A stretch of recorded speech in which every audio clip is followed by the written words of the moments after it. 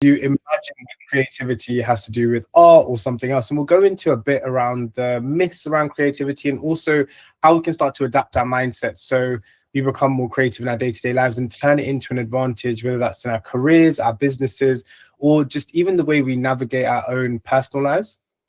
So the key things to remember in 2026 is that the things that have already started to happen, and we can see this everywhere, right? Whether that's social media or in the employment market, we can see that AI has already been able to replicate human capabilities in a variety of areas, whether that's in coding, design, or analysis. And what we've seen is this has reduced the cost of technical skills substantially, right? So, for example, if you wanted to I don't know, analyze some data.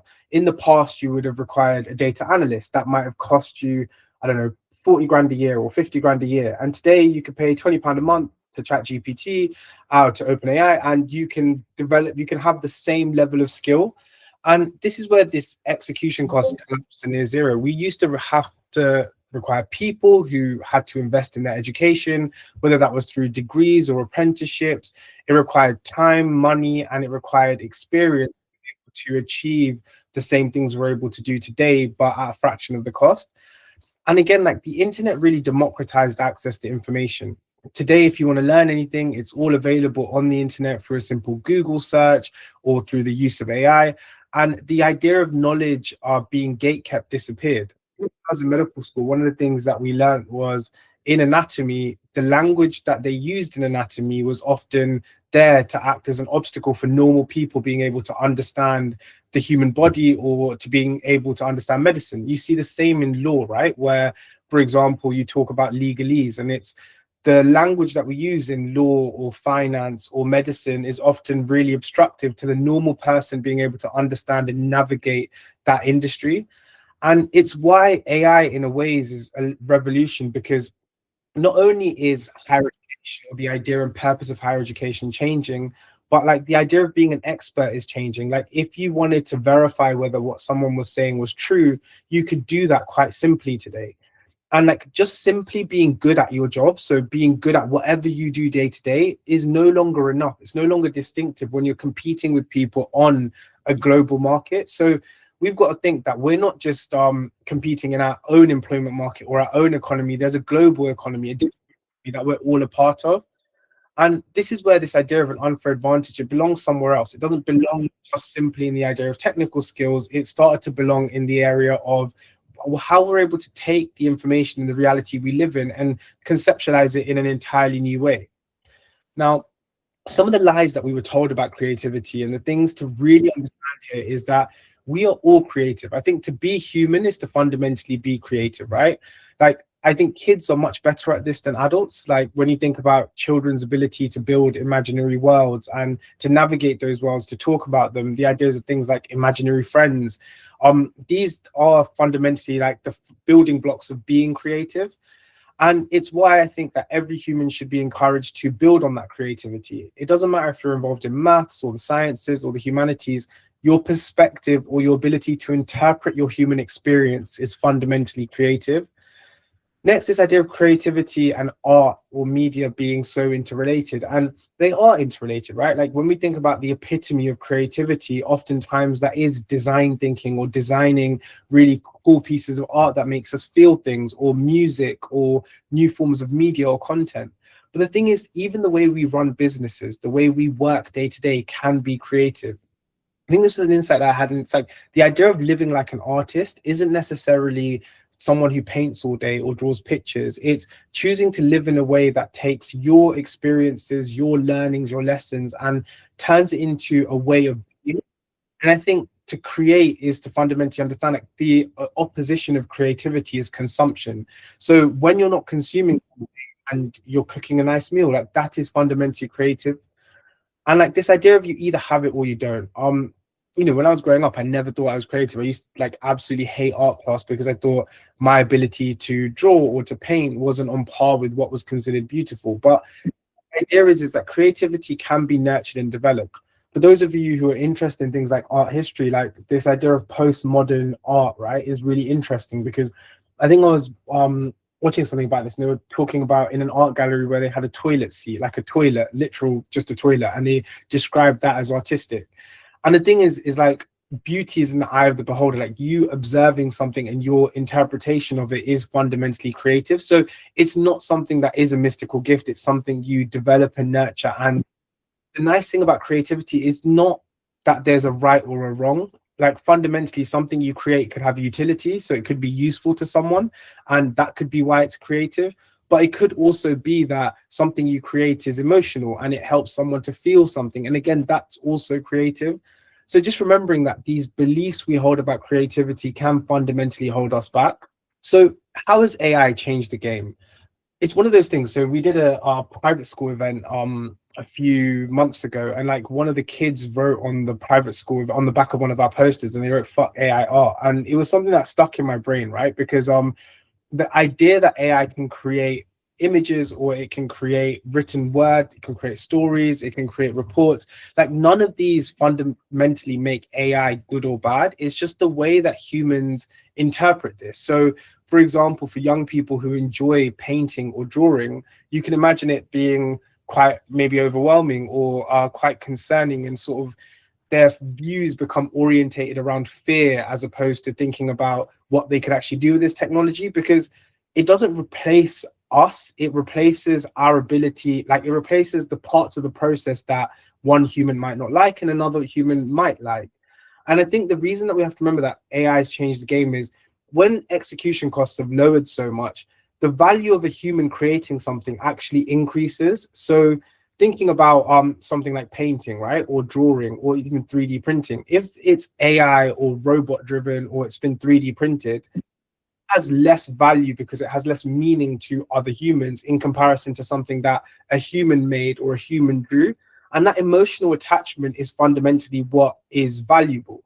And the reason I encourage people to think about it this way is I'm sure everyone's heard of Supreme, right? The brand Supreme. For example, Supreme are notorious for selling sort of products that drive scarcity value. So, for example, I think they sold bricks for like hundreds of quid, 500 quid or something for a brick with Supreme written on it. Now, why were people paying 500 quid for a brick with Supreme written on it? And it was just their emotional connotation of value. Another example I use is like My Pet Rock. This idea of, you know, parents buying their kids a rock and the kids considering the rock a pet. The only reason that product had value and it wasn't the same as a rock on the street was because a human had assigned value to it. Humans in their sort of collective droves, as well as individuals, thought of it as valuable. And you can see the same today. So AI can automate all of the things on the left, and those are all outputs in a way, right? But what it can't automate is knowing what matters, whether that's emotionally or objectively to human beings. So thinking about that as for example, the My Pet Rock or the Supreme Brick, you know, AI might be able to automate its creation, but how do we assign that value to humans? It still requires a human in that process. Being able to ask better questions and interpret things, AI can stimulate and prompt us to ask better questions, but fundamentally, we have to be willing to ask those questions and reflect on it. Seeing what's missing. So again, AI's contextual awareness is very limited. So we provide the context. And again, that's a very human thing to do because subjectively, we all have very different contexts. So, you know, two people can go through the exact same event and they can perceive it entirely differently, interpret it in their minds differently. And a lot of that has to do with the unique things that happen to us throughout our lives. And while you can group humans together, fundamentally, this is why politics is so polarizing, because you can have two people in the same country from the same area, and because of their life experiences, they fundamentally perceive the world in completely different ways. We can think about this in ways of things like crime. Like if, for example, you're on the right side of the debate or you're more conservative, you believe crime is an individual responsibility. It's a personal decision. Those on the left or who are more liberal tend to view crime as a societal issue. It's, you know, communities, cultures, it's society as a whole failing the individual leading to crime. And these things are the context, but it's also caring about the fundamental outcomes. And this is the thing, we can automate things, but that doesn't change the emotional attachments or our emotional perception of these things. So really considering what is it that makes us fundamentally human and what makes AI as a technology fundamentally useful.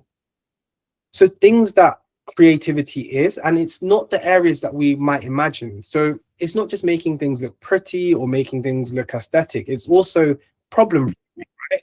It's like, how do we understand different problems and how do we interpret them? So asking questions that no one else is willing to ask about topics that people aren't willing to look at. And that fundamentally is a creative act. When we think about the philosophers of like ancient Greece, Socrates being one of the most famous, like it was his ability to ask questions and to frame things that led to people believing him to be so wise. And he didn't believe he knew anything. It was just his idea of framing these problems in new and interesting ways. Sense making. So humans are meaning making machines, and nihilism doesn't suit us. And for those of you who are wondering what nihilism is, it's where we believe everything is pointless, like there's no use to anything, existence is pointless, everything is meaningless. Fundamentally, that really is damaging to human beings. It leads to things like depression or addiction. But humans are meaning making machines in the sense that, you know, whether that's heartbreak or whether that's loss or whether that's going through difficult circumstances like poverty, we are able to turn that into meaning. We're able to turn that into stories.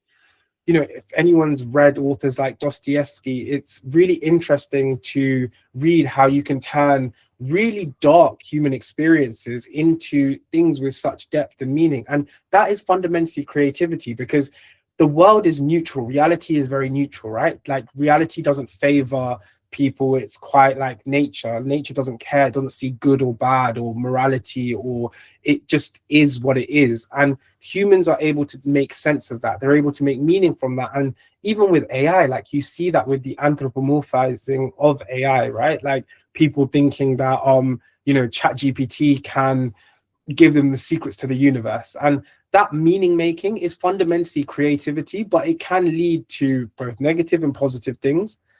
Finally, moral imagination. We have to remember, like, we live in a relatively unprecedented time. For the first time, large language models can do what humans required decades of training to be able to do. So that means that we almost have a responsibility to imagine what the future looks like.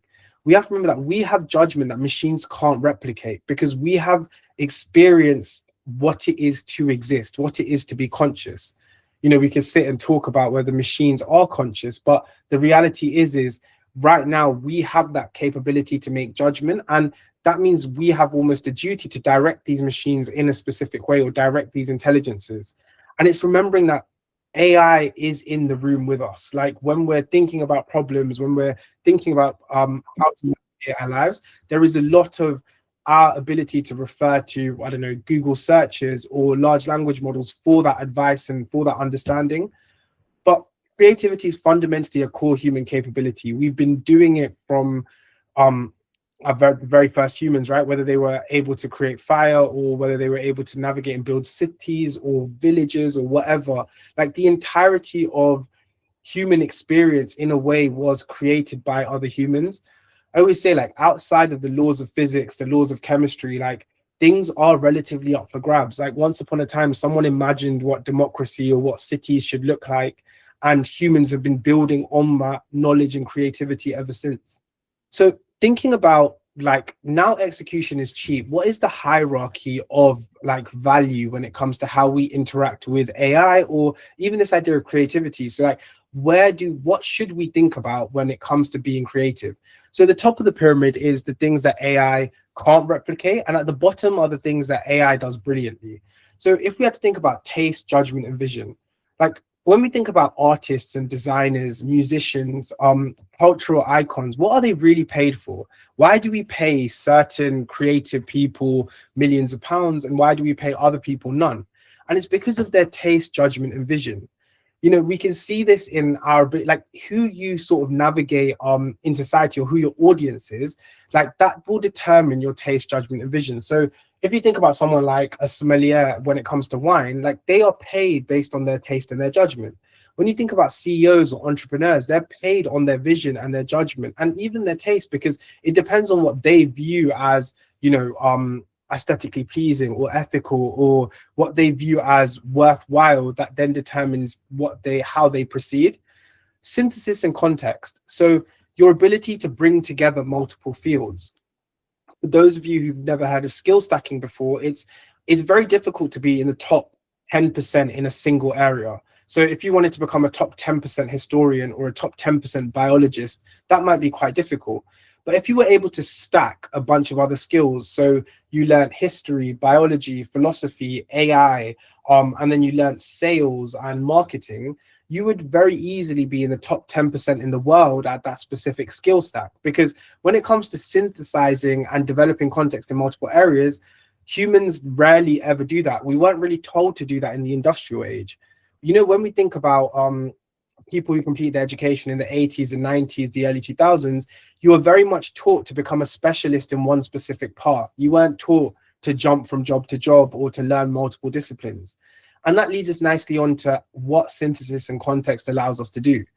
Originality and insight. So the different fields or disciplines that you know and understand will give you a much greater chance of actually being original and having insight into areas that other people might not. So, you know, if you're a psychologist, a sociologist, you learn about genetics and biology, and then afterwards you learn about ethics and philosophy, you'll have a very original view of areas like criminal justice or about social inequality. For example, one of the really controversial viewpoints that some sociobiologists have is that society is actually ordered on a genetic hierarchy and not on a sociological cultural hierarchy. And this originality and insight comes from actually learning multiple areas and synthesizing them together. Technical skills, so being able to program today, or whether that's like being able to do complex mathematical equations. Again, there are certain levels of this are really capable at, and again in like the top 1% of their fields. But when it comes to general, like what does the average human need, they can use AI or machines today to help with those technical skills. For example, if you want to think about something like fixing a car, right? I don't know how many people have done this before, but you can literally take a picture of your car bonnet, ask ChatGPT questions, and it can help you to fix your car. And those technical skills now are more replicable and more repeatable. And then execution and output. Many people here who've worked in the traditional office job knows how much time goes into writing plans and reports and strategies.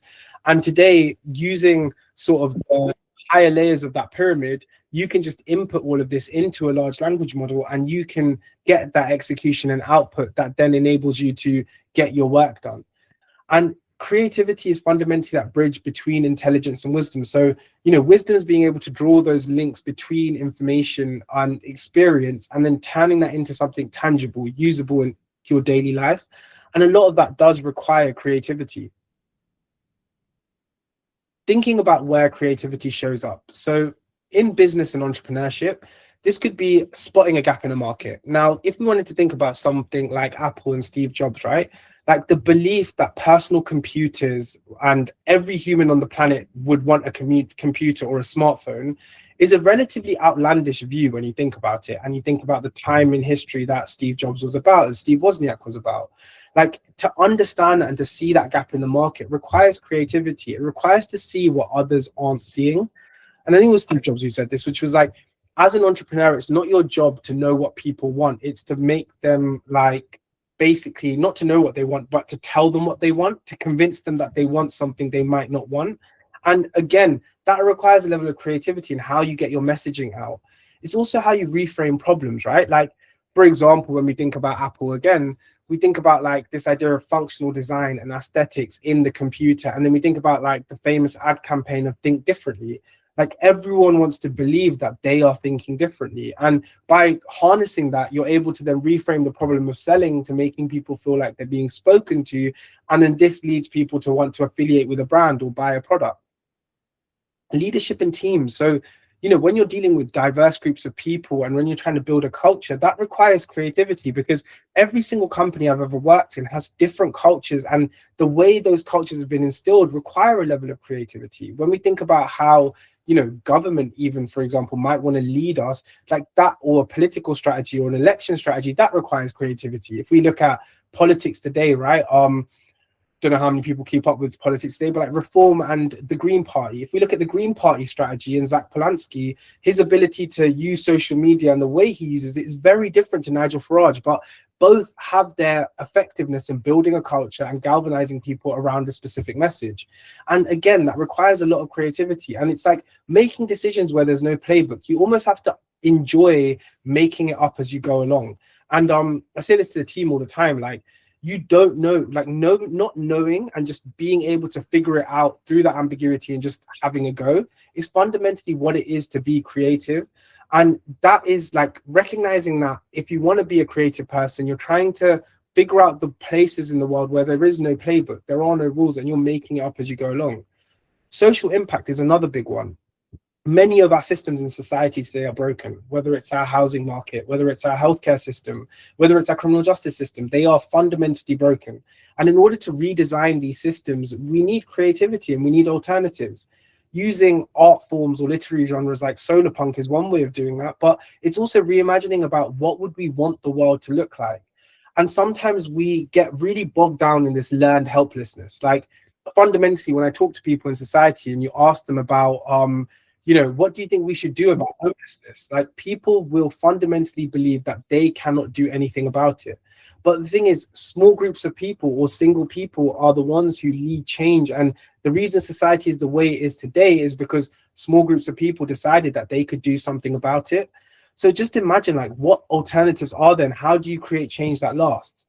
There's a really nice Chinese proverb, and it goes, a man who plants a tree knowing he will never sit in its shade has understood the meaning of life. And I think fundamentally this is a decision around creativity, right? It's to recognize that you might come up with the coolest and craziest, but also the most effective idea, and no one might take it seriously in your lifetime. But the point is, maybe in 5 lifetimes, people will take it seriously, and that could be the seed that was planted that could benefit generations beyond. So really thinking about that. And then it comes to everyday decisions, right? Whether that's when you pivot your career, right? I remember someone I used to work with at another company, like, he was the CEO of a music label. He sold the music label and then he became a chef for like 4 years. And I thought that was absolutely fascinating. And it's now something that I want to do in my life, which is at some point in my life, just become a chef for a bit because I like cooking. And it's his career pivot, his sort of desire to do that fundamentally inspired another person just from actually choosing to live it. And we choose to be creative in our day-to-day lives. Every decision we make is creative.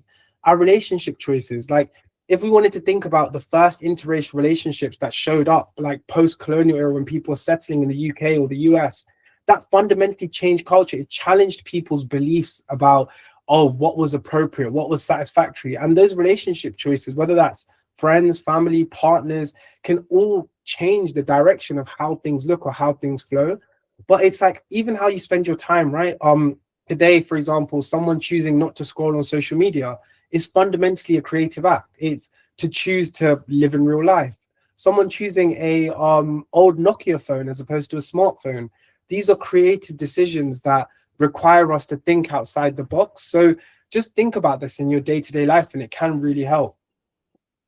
So creativity and power, I think, are intrinsically linked. We don't often talk about power structures when it comes to things like creativity because we really have to consider, like, who benefits when you believe you're not creative. If you believe you can't change the world and you can't imprint your creative vision, whether that's on a company, whether that's on your local community, there are those who benefit, right? So for example, you spending all your time scrolling on social media as opposed to creating is fundamentally benefiting the social media company and not benefiting yourself as an individual. If anyone's curious, like, look up the percentages of people who create on social media platforms versus consume. The number is always starkly different between the two. So more people will consume, like 70 to 90% of people on a platform will consume, and the remainder will create. This creates a really dangerous hierarchy where most of us just become consumers. We become conformists, like, on this journey. And like systems that need compliance absolutely hate creativity because, if we want to think about, for example, the issue around Palestine, right, and Israel, when the Palestinian flag was banned, like, what was the way that people communicated that they wanted to support the cause? They had pictures of watermelons, right? They drew pictures of watermelons or used watermelons because it had the same colors as the Palestinian flag, but wasn't banned or wasn't censored. And it's thinking about how do you break out of that, and it stops people asking really awkward questions. And I think the genius in that is that if a system needs compliance and you're willing to be creative, you will find ways to circumvent the rules. Industries that gatekeep. So, for example, you can see this in the TV industry, like the media industry for centuries at least has literally been able to block out the majority of people from accessing that same distribution, that same reach. You had to know the right people. You had to sort of bend the knee to the right celebrities in order to be able to be accepted in that industry. And today we live in a world where people can become famous on TikTok or YouTube. And this means that these industries can no longer gatekeep people from being able to enter and provide value. And then cultures that fear change. So when we think about issues like climate change as a great example, and the loss of biodiversity, it takes creativity in order to be able to navigate that, to be able to communicate that to the world. We've got David Attenborough's form of creativity, which is very, very politically correct. It's very, very in line with that establishment, with mainstream interest. But then we have organizations like Greenpeace. And I remember I used to be a street fundraiser for Greenpeace, and they would talk about their sort of direct action. And for example, Kit Kat use a lot of palm oil. Palm oil leads to the death of loads of orangutans. So what they ended up doing was, I think it was breaking into a Nestle AGM and putting like fake fingers of orangutans in Kit Kat wrappers and jumping on stage and showing everyone. Super creative. But again, like, you would have to think in your head, like, that creativity fundamentally will drive change in the right direction. And how do we use creativity as a form of agency?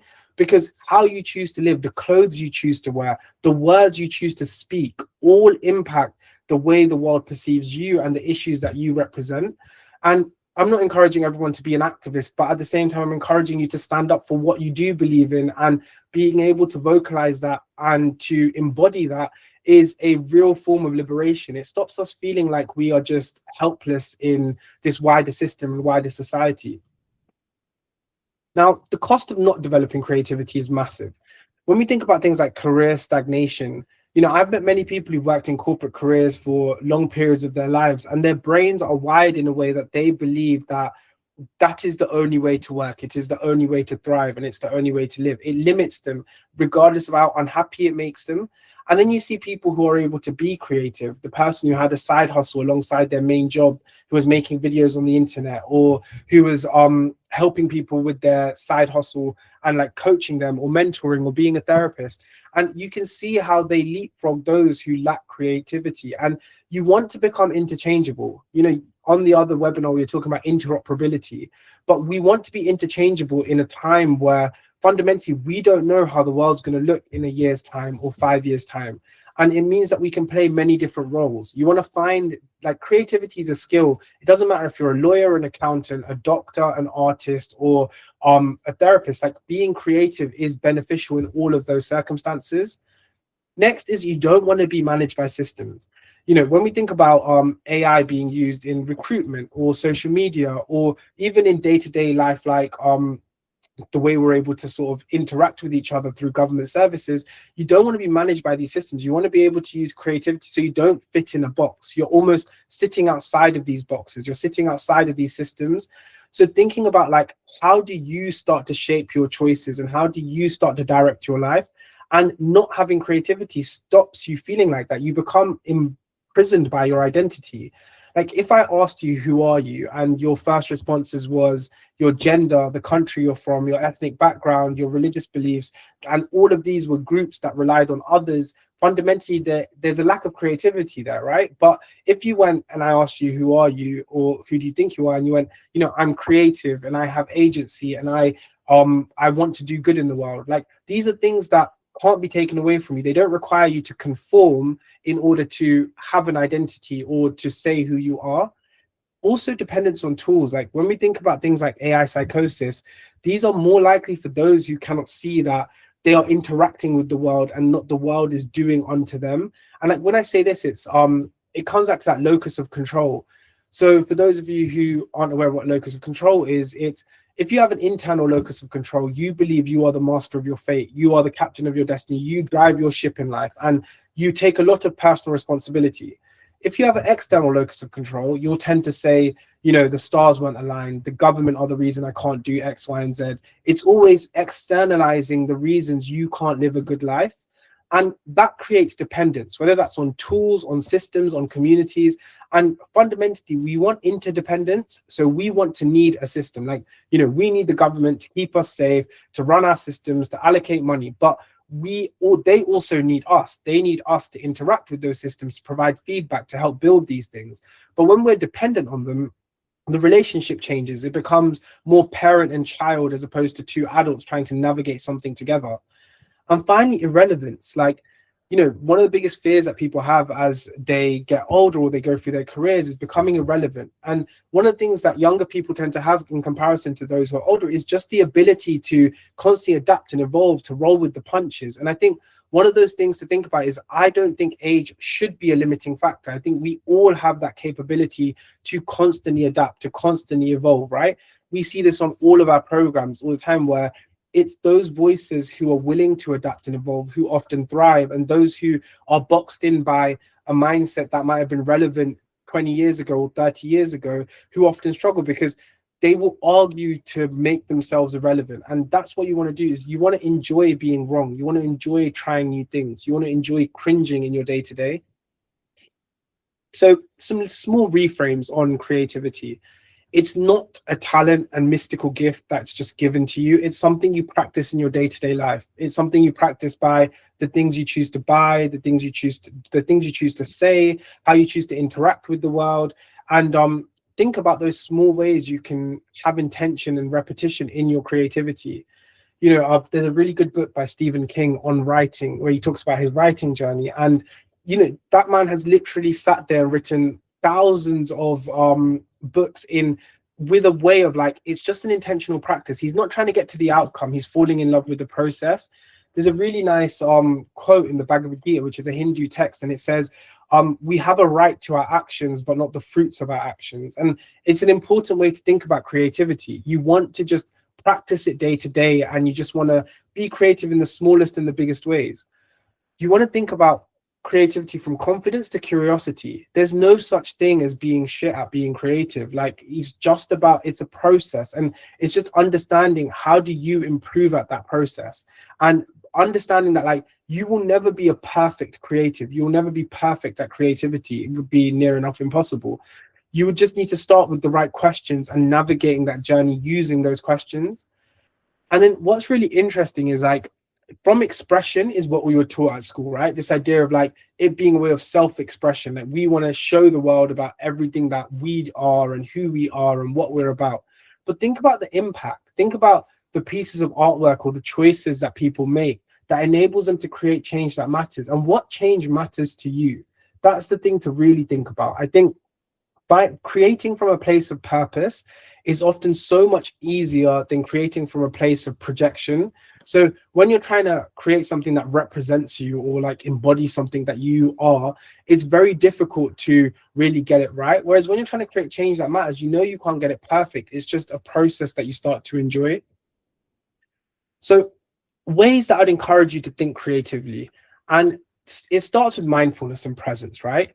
Notice things. Like, for example, if anyone's been on the tube in London, like, you notice the stickers that are all over the place. Like, some of those stickers are really creative. Some of the ways that people make graffiti on things, super creative. Or the way people edit posters to express their viewpoint, again, super creative. And figure out, like, what is it that others are overlooking, patterns, gaps, and tensions, like what doesn't fit.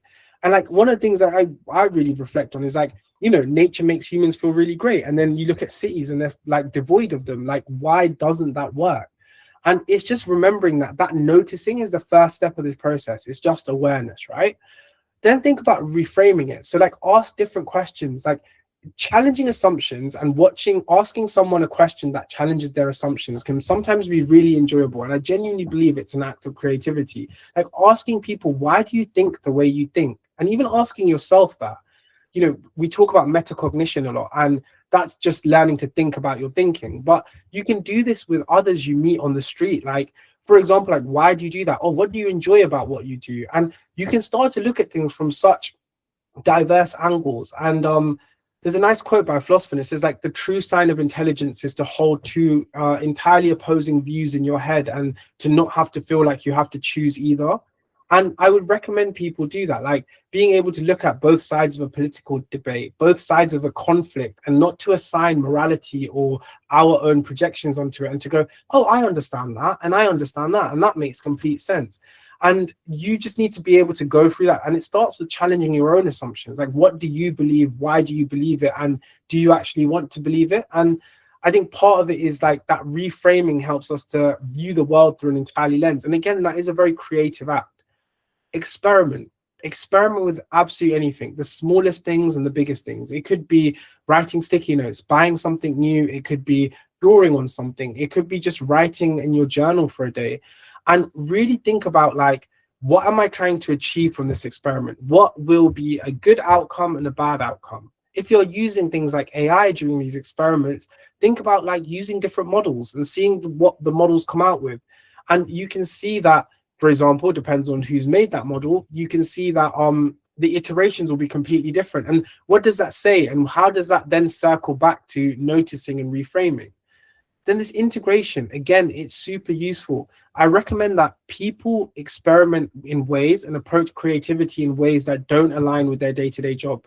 So, for example, for me personally, like being someone who uses AI and technology a lot, I'll try to create something with my hands, or to draw, or to color things in. Like, these are ways that have nothing to do with a digital device. And the reason I try to do that is then when I go back to the digital device and I want to try something on there, I can integrate the insights I learned from doing things in person and doing things in real life, and make it repeatable and share. Like, I think if you create and it's only you who views your creation, like there's a limit to that, in the sense that you don't know what that does for other people. You don't know how it makes other people feel. Like, I'm someone who loves writing poetry, and I love sharing that poetry with people because, it's so cringe and it feels so weird to share the poem with someone, especially if that person's not super close. And then but at the same time, like when they do, to see their responses, their reactions, it helps me to understand like how people perceive things. And that again is part of that creative process. So really think about how you follow this cycle day to day, and thinking creatively and acting creatively are separate things. So make sure you're acting on that thinking. So just to pause there for a couple minutes for anyone to share. So yeah, where do you use your creativity already? Like, what problems do you solve in your day-to-day life, or how you navigate relationships or uncertainty? Have you been outsourcing your creative thinking recently? And what do you want to reclaim from it? Like, is there judgment, your voice, your agency, or your ability to shape things and not just respond? Sarah, I can see you smiling, so I'm going to pick on you if that's okay. Oh, you muted. Yeah, I needed to unmute. Sorry, my computer's super old and I couldn't get on the meeting on my computer, so I'm on my phone. I am a creative individual, and I work in the voiceover industry. And I think right now I'm using my creative spirit and my creative voice to help other artists become aware of what's happening in the world of AI safety, and the development of AGI. So that's what I do. Nice. And like, do you feel like have you been outsourcing your thinking anywhere, or is there anything you want to reclaim about your creative process in that field? No, mostly I am working with other artists, and purposely working to see what we can do as a group without outsourcing the creativity to technology. So, and we've been very successful, and we're finding actually that we're really discovering that the relationship in building the projects is what matters more than anything that actually any of the results that we get. But the results are becoming really exciting. So yeah. Nice. No, thank you for sharing. Yeah. That's super interesting. And one question I wanted to follow up with actually is like, do you ever feel like working with other humans reduces your ability to be creative, or to have your voice, or to have agency in your creativity? Never. when I work with others, it becomes expansive. So it's like anything becomes possible, other ideas, other, like, the world of what is possible becomes beyond what we could possibly create. The only issue we ever have is funding, but the people who don't want to play don't. So Yeah. yeah. Nice. So thank you for sharing, and that's super interesting. Thank you. No worries. Thank you. So thinking about small daily practices for us that we can use to unlock creative thinking, but also habits and taking action on it. So really thinking about what if the opposite were true, I think is something that like really helps. And it's like sometimes something that we can do in small ways. So for example, we use AI safety and AI ethics as an example. Like what if all the threats or risks of AI are massively overblown, right? And what if that is as true as the fact that we're focused on this, and maybe we're focused on the wrong thing? Like if we think about doomsday scenarios that have happened in the past with, for example, like nuclear technology, right? Like that was a time when we were so convinced that this was something that could end the world. And, you know, today we're in a world where we're, thank God, all here and not in the middle of a nuclear conflict. So thinking about what if the opposite were true can really help us. I think another thing that helps me is when we think about things like capitalism, right? Like capitalism as a force is often seen as quite a negative thing when it comes to industry, but what if the opposite is true and capitalism is actually a guiding force and it's great and markets actually help us? And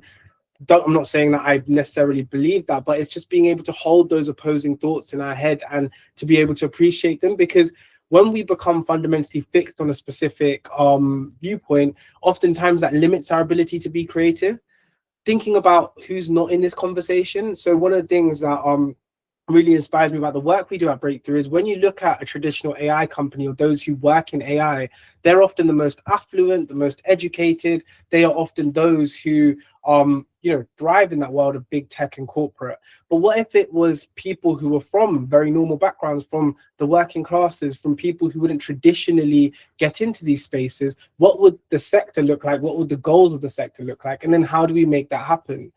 I'm thinking about things like removing constraints, right? Like, Sarah, that's a great constraint, funding, right? How would we, if we were to remove that constraint, what would our work look like? And how could we remove that constraint? And that's something that I always try to go back to with the work that we do, which is like, how do we educate people when education fundamentally isn't necessarily, you know, the most well-funded industry? Like, what are the constraints that we have to remove in order to be able to get as much funding as possible? Thinking about micro habits, right? Thinking about simple ways that you can do every single day that helps you to just change the way you think. Like if we think about our brains, we build neural pathways from repetition. So if you, for example, use AI every single day to do every single element of your work, your neural pathways will go, okay, instead of me writing out this essay, I'm just always going to do this. So you will end up building and reinforcing that shortcut. So how do you build micro habits that build new neural pathways? So writing questions is one way. Noticing things. So there's a simple way of being able to ground yourself by noticing 3 things in your immediate environment. You know, writing is the way we've been taught to communicate from school, right? Like you write sentences, you write essays, you write to each other. But what if we started to draw? One way that I do at Breakthrough is using GIFs. Like, again, really random, but a GIF can communicate what you want to say and how you feel much better than words can. So if we can communicate in a business environment in GIFs, like that's quite creative, in my opinion. Reading outside of your field, read things that you would never ever look at. Like, for example, if you're someone who's involved in AI, then read something about history. Like it could be about the French Revolution. It could be about the life story of Alexander the Great. Like these random things that you pick up on will help to synthesize a worldview that isn't just hyper focused on what you're already looking at or what you're interested in. And then teaching something you learned. So one of the best ways of learning is teaching. And like when we think about our ability to teach other people things, like our ability to teach is defined by our own life experiences. So for example, I might teach AI in a completely different way to a professor in a university because his view was maybe reading books and academic papers, and my way was maybe just picking things up and learning them on YouTube and practicing and building projects. Now, they're completely different ways of learning. So what you might get from a professor would be great for a university environment to get qualified. What you might get from me might be better in a real life circumstance if you don't have the time to go do a PhD. And really remembering this in the sense that I think teaching is the greatest gift, and anyone who enjoys learning should, in my view, teach as much as they can and teach anyone and everyone, right? Like, doesn't matter if you're talking to a 5-year-old or a 50-year-old, just teach them for the hell of it, because I'm sure 5-year-olds are as interested in AI as 50-year-olds. And working with AI creatively means interrogating outputs. Like, one of the things that I put in my personalization on ChatGPT is don't be non-sycophantic. AI is trained to be sycophantic. So it's trained to just tell you that you're great and your thinking's great and everything you do is great. Like, telling it to not do that and to like be an intellectual sparring partner is a real gift. Like, we know these machines have capabilities, they have intelligence in a way that humans don't. So being able to like spar, to go back and forth with ChatGPT or Gemini or whatever, can really help you to actually improve your thinking. It helps you to actually have something there that goes, no, I think that's wrong, and I think you could be doing it this way. And you're like, no, actually, I think this is the right way. And then what you end up with is a thinking process that's the same as talking to another human. Maybe not identical as talking to another human in the social connection element, but it helps to simulate that intellectual process and can often help to act as that second digital brain. Thinking about creativity in organizations, one of the things that I found really interesting about why organizations fail, there's a really good book called Built to Last, which is about lessons from 100 years of companies that have like succeeded or existed for longer than a century. And one of the things that's really interesting is that creative cultures really encourage people to just think outside the box and take action, to ask for forgiveness, not permission, to be very comfortable making mistakes and failing, right? And the reason that this is so encouraged is like, no one has the answer to everything in a company. Like I always say this, as a CEO, I don't know what it's like on frontline delivery anymore. I might have known how it was when the organization was first ramping up, but not today. And that means that I need someone who's on the front line to feel as comfortable to make mistakes, to reject conformity, to be able to totally ignore what I'm saying and to do what they think is right. But that requires a psychological safety, and it requires people to feel comfortable to make mistakes and to be forthcoming with those mistakes. It requires people to understand that none of this is personal. We are here to make experiment, to be creative, and to make progress on that mission and on that goal. But psychological safety is important both within yourself and externally, right? Like when we think about mental health treatment, the reason creativity or art therapy is so useful is like it builds that safety in an individual when they're going through that creative process. And it's one of those things that's so encouraged for day-to-day well-being or nervous system regulation, right? And like, I was watching a TikTok video just before this, and it was like our grandparents didn't call it nervous system regulation. They didn't call knitting or painting or drawing nervous system regulation. They just called those activities what they were. But today we live in a world of overstimulation and overconsumption. So we now recognize it as like, oh, wow, if I've been scrolling on TikTok for an hour, I probably need to do something that's a bit calmer and that helps to regulate me. And that psychological safety starts as an individual, and then that branches out. And then leadership responsibility. If you lead a project or if you lead an organization, it should be something that comes from the very top of the organization. Like we should all be comfortable looking like fools, basically, like whether that's in our day-to-day work, whether that's through making really cringeworthy content or art or whatever it is. And we should really think about how we reward it, because if we think about like the mavericks in society, the people who are able to build things, they were able to do this because they just simply went like, I don't care what everyone else is doing. I'm just going to go down my path and I'm just going to figure it out. And they probably felt weird, had self-doubt, had that insecurity as they were going through it, but they just felt to carry on. They just went with it. And I think part of it is rolling with the punches. And that's a big part of how organizations remain creative even as they grow. Now, when we think about the future of work, and I was reading something by the IMF on this literally just before this as well, and it was like talking about how when we think about the gains of AI, we're not seeing that in economies yet, because like economies and societies aren't necessarily adapting with AI or evolving with AI. Like there are pockets of society that are aware of what's going on and using it day to day, but it's not being seen by large institutions, governments, organizations in the same way and cross-sectionally. And like some of the things I want people to think about on this call is like, what does the future of work look like when it comes to employability? So if it's your ability to learn, adapt, and create, what does the CV of 2030 look like? Is it a website? Is it a virtual reality experience? Like, are we going to have people going into sort of creative worlds that they've built to show employers or clients that they can do what they say they're going to do? we need to remember that adaptability beats expertise. Like having someone who has a very narrow view of the world. So, you know, if, for example, you've completed a PhD, you've got a view of a very specific area of knowledge. But if you take that understanding of research and knowledge from your PhD, and then you become a consultant, you become this formidable force, right? Because you're literally adaptable and you also have expertise. And like deep expertise in one thing used to be something that was super valuable. But today it's this idea of anti-fragility. Nassim Taleb talks about this, and it's like, how do you become anti-fragile? How do you avoid, you know, changes, shocks, negative things happening from shaking you? And how do you still navigate the world and navigate that uncertainty? And the final bit is this lifelong relevance. I don't think age should play any factor in our ability to stay relevant. I think lifelong learning and our ability to stay open-minded and conscientious matters far more than our age or what we were educated in or what our life experience was. So I think thinking about this is like, how do you leave today and perform a creative act every single day? And even if it's something small for yourself or something for others, or if it's something you put out on the internet, it's key that you're able to do that. And I think this idea of improvisation is so key, right? Like everyone is making it up as they go along in today's world. Like it's not just like no one knows what's going on. If you look at the CEOs of AI companies, they're not sat there going, we know what's going to happen in the next decade. And we can assure you, like Sam Altman said, this could probably end humanity. Elon Musk has said this could probably end humanity. You know, Dario Amodei from Anthropic has basically gone, you know, we could have an island of geniuses that are working with us, but they could also be working against us. Who knows?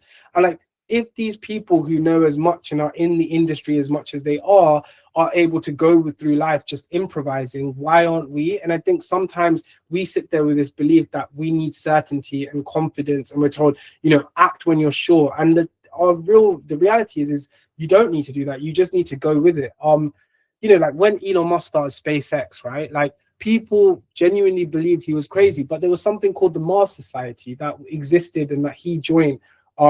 That existed far before SpaceX. And the Mars Society were a group of people from across the world who wanted to believe that the colonization of Mars was the future of humanity. And this idea of improvising has always been there. It's just like those who improvise often reap the rewards of that improvisation, whereas those who are waiting to like follow that script are always lagging behind. So just really think about, you know, how you go about improvising in your day-to-day. It was just a random thought, but one of the masters of improvisation must be Donald Trump, because he is great at improvising. Like he is honestly an improv genius.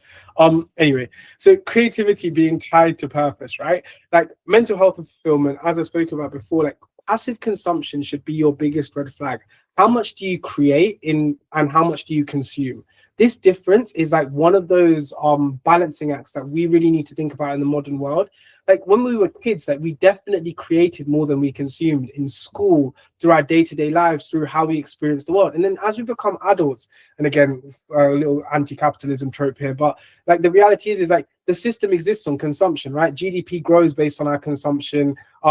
The entire economy is based on us consuming. If we stop consuming, we are in a recession, and you know everyone's sort of throwing their hats in the air. And I think what we need to remember is that creativity is a psychological necessity. Like consumption makes us depressed.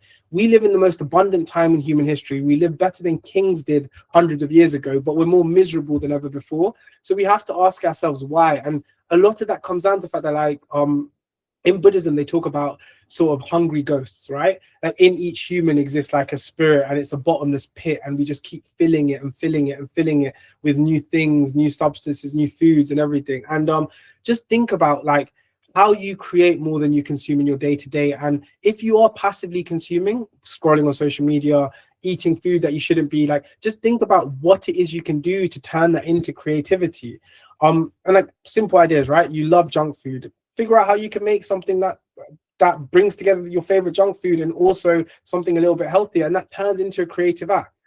And it's not just a career path. This is a way of living, right? Like it's something that can be applied to our relationships. It can be applied to our psychological health, our physical health. And it just requires us to recognize like this idea of work-life balance and a career and a personal life. Like I think it's a bit of a misdemeanor. You have one life, right? Like it's not that your 9 to 5 is a different life.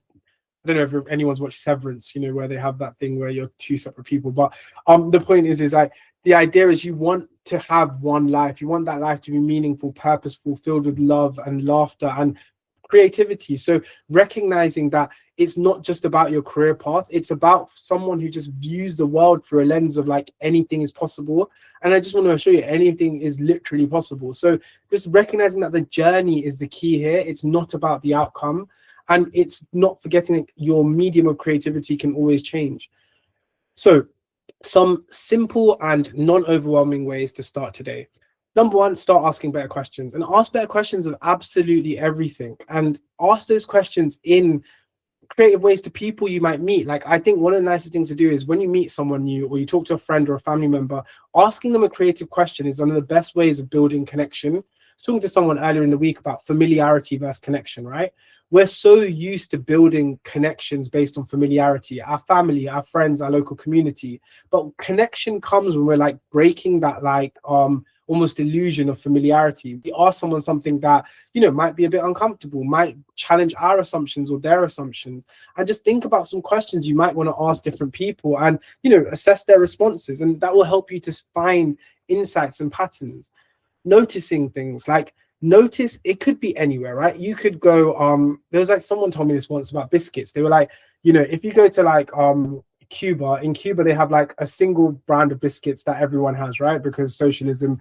And like if you go to America, or in the UK, you have biscuits, like you have 1,000 different types of biscuits, and like we call our ability to choose the type of biscuit we want freedom, right? And like, or the type of food, whatever. And like that is noticing something that's really small, but it's also a big deal in like how we now view the world. Because you know, some people consider going to the supermarket as like an activity, maybe even a creative activity. So like thinking about noticing these things and what does that say about us, our civilization, our society, and then create something small. It could be sketching, writing, but do it in ways that aren't normal to you. So like I'm someone who really enjoys writing, so I try to avoid that and do something like coloring or painting, or, you know, creating images, or like one of the things I've started doing is like AI music generating. Like these are random things you can do, then enable you to view yourself in an entirely new light.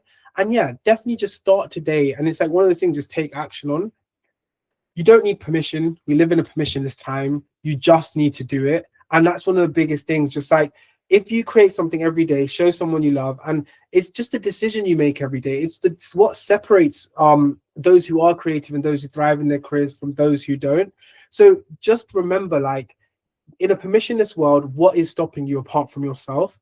And it's almost a responsibility for those of us who live in Western societies, who have agency, who have a level of freedom, who are able to communicate and critique governments and corporations. We almost have a responsibility to our fellow species across the world to create things of beauty, of meaning, and to show people. So yeah, I would definitely say it's a form of responsibility to yourself, so that you always remain and you have your thinking, to your teams, to the people around you, because it's creative courage, right? Like someone being willing to being cringe on the internet, it helps to build confidence in those around you, because they're like, oh, if he's willing to do it, or if she's willing to do it, I'm definitely willing to do it. To society, we need people to imagine a better world. Like the world we currently lived in is fucked. I mean, we need people to be willing to just go, this shouldn't be the way it is. What could it look like? And how do we get there? And then to the next generation, right? Like, I think there's nothing more inspirational than for children to see adults who are just like making fun things, doing things like, you know, kids make birthday cards with pasta. I remember pasta birthday cards, right? Like, and like why do we stop doing that as we get older? Why do we choose the path of least resistance? And yeah, if not you, then who? I think that's the simplest way of putting it. And that way and lifestyle of creativity is something that I think we will continue to build on and iterate on as humanity grows. But it'll be nice to see us all, yeah, take advantage of it. And I think that is us. But yeah, the invitation is creativity as a starting point to fairer futures. And just really think about it. I think my biggest passion is like the biggest unfair advantage you can have is to question the system you currently live in, and to question it in a way that allows you to find the bits you can improve and the bits that you can change. And it starts with a vision in your mind. But now we have machines, AIs that can help us execute this. So we should use them to the best of our ability to make that change in the world.